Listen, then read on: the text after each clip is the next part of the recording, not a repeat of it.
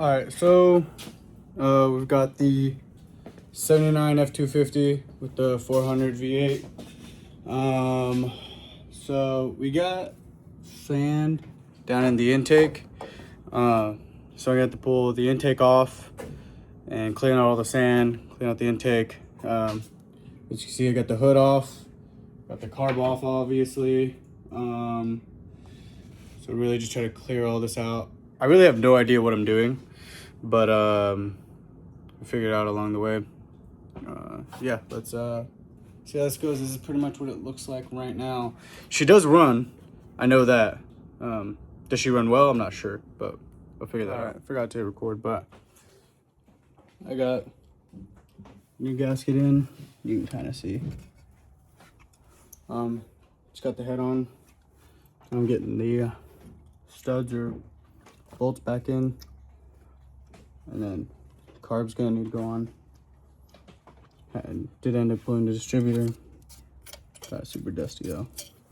Again, I have like zero clue what I'm doing, so I don't even know if it'll run if put all this back together, but we'll see. Probably do some RPM. Just give it a second. All right, go ahead. Oh, wait.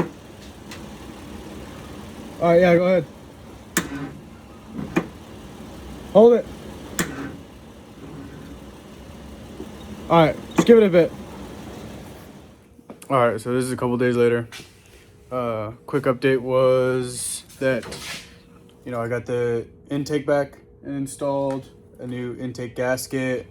I pulled the valve covers off and put new gaskets.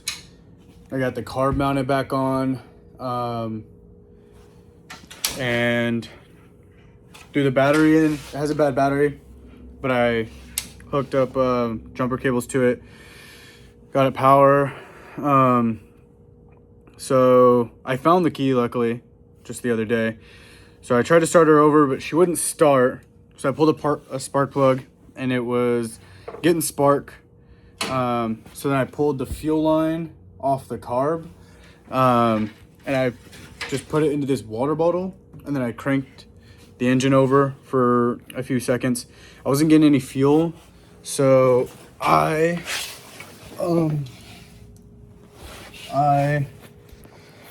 pretty much hooked up. So I pulled the outlet line off of the pump and cranked it over, and I wasn't getting any fuel out of here. So then I pulled the inlet, which runs from the tanks, out, and I used this water bottle, filled it with gasoline, and then I cranked it over and it started right up. And I'll have that video in the next clip. And she started right up. But now, in the process of removing everything, I broke this coolant manifold thing, so when I run it, she pisses coolant. But I started to figure out why I wasn't getting fuel from the tank. So I put like 15 gallons of gas in the tank. I did spill it all over the floor. It took me forever to clean up, but so I had to figure out why I wasn't getting fuel to the pump. And this might be kind of difficult, but pretty much I have this selector valve right here that is hooked up to a switch in the cab that lets me switch between the rear tank and the front tank. And I had a fuel leak, so I had to replace the hose.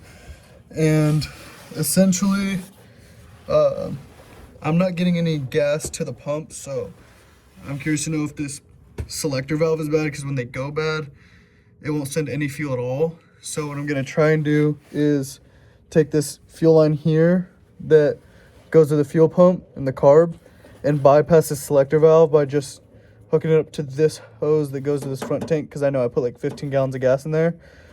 And if that works, then the selector valve is bad. I tried ordering one, but they're like $200 right now. And So I'm just gonna run it off the front tank.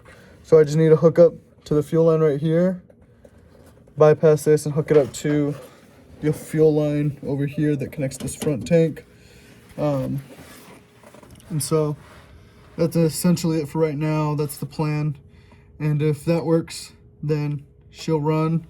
And I just need to get a throttle cable and I need to fix that coolant link that I broke. So that's where we're at right now.